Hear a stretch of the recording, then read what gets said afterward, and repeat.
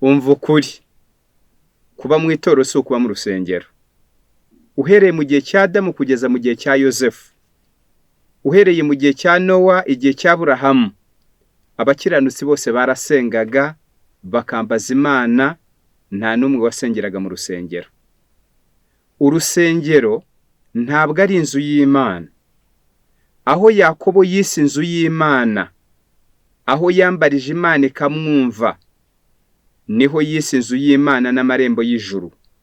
Hari ku gasozi aho yasabaniye n'Imana asenga. Iyo nkuru yanditswe mu gitabo cy'Itangiriro ibice 28, umurongo wa 16 n'umurongo wa 17.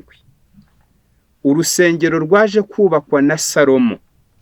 Ntabwo yari inzu Imana ituyemo.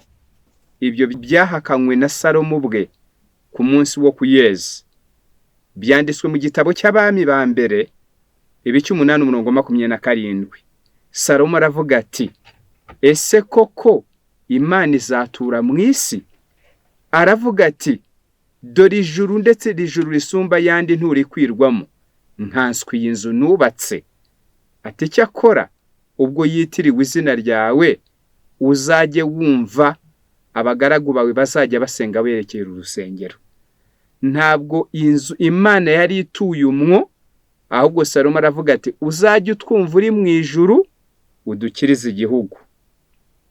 Igihe cy'isezerano rishya, Yesu aje ku isi, ntabwo yigeze yubaka urusengero.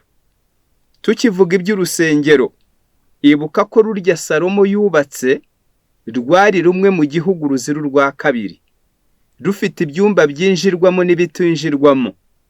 Rero kuba mu itorero si ukuba mu rusengero. Umva ukuri. Igihe Yesu yazaga ku isi ntabwo yigeze yubakisha urusengero, ahubwo intumwa Pawulo, intumwa ku banyamahanga, yaravuze ati, Imana yaremye isi n'ibiyirimo, n'ijuru n'ibiyirimo, iyo kuko ariyo mwami wa bose, ntabwo iba mu nsengero zubatswe n'abantu. Byanditswe mu gitabo cy'ibyakozwe n'intumwa ibice 17 umurongo wa 24. Umva ukuri.